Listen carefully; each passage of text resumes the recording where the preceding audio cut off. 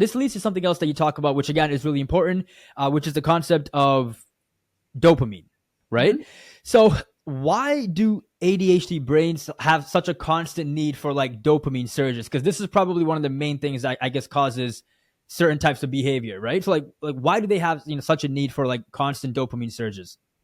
Right. So, like we talked about before, ADHD is rooted in neurobiology, right? So, and one of the neurotransmitters in the brain that's affected is dopamine. So, so they're seeking that dopamine surge to bring dopamine levels back, to a normal level so that they can focus and pay attention and all those things. So there's studies that have been done that show that exercise is very good for individuals with ADHD. Like if they have some Hmm. tasks where they need to focus, go take a run before it, go take a walk, go ride your bicycle, go outside, because all of those things will increase dopamine, and then when you come back you're able to sit down and focus on those things, on what you need to do, because now you have that elevation in dopamine, because dopamine is important for paying attention, for helping you maintain attention. So they do seek to do things that will increase dopamine.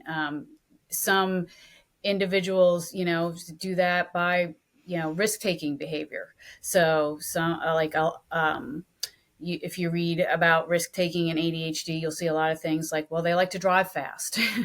um, Yeah. you know, uh, there's also problems with substance abuse with ADHD, because they're trying to bring those dopamine levels up with, Hmm. alcohol or other drugs.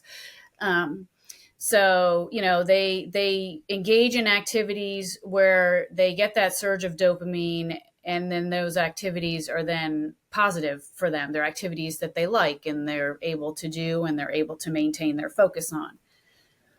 Got it. Okay, yeah, so that's pretty interesting. So it seems like I guess just like their baseline level of dopamine tends to be a bit lower than Mhm. the average, right? So they're constantly, trying to bring it up just on a Seeking natural to level. to raise it up. Yeah. So constant stimulation.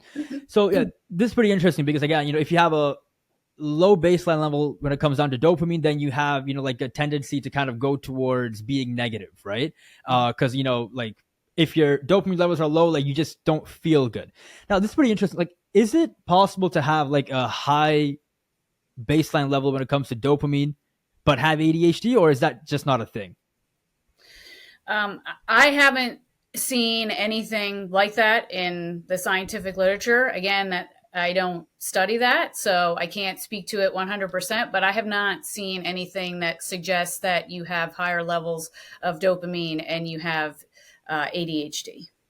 Okay, this is pretty interesting because, like, I mean, like I guess for me, right? Because what you're talking about, like, I relate to it 100. Like constant risk taking, constant novelty. Like, I need that, right? But at the same Yes. time, though, I don't really have a tendency to fall into negativity, right? But I do know that people, I mean, like many people who have ADHD, like they talk about that, right? Like they tend to fall into negativity because without that stimulation, they don't really know.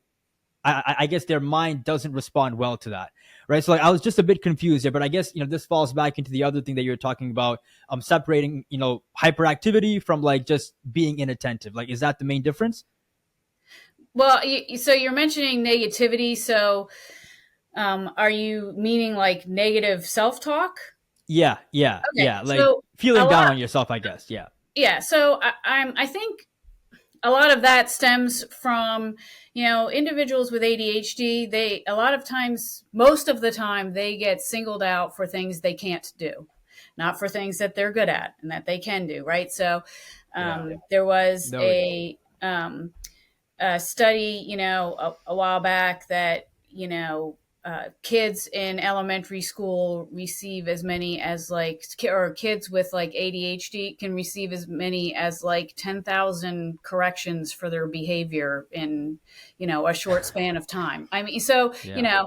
there nobody really acknowledges what they can do, so they do have a lot of negative self-talk, rumination, and that's where that stems from, like that feeling of I can't do it, I'm not good at it, They also have what's known as a fixed mindset as opposed to a growth Mm. mindset. So the fixed mindset is um, I I can't do this. I'm not good at it. Therefore, I'm not even going to try to do it.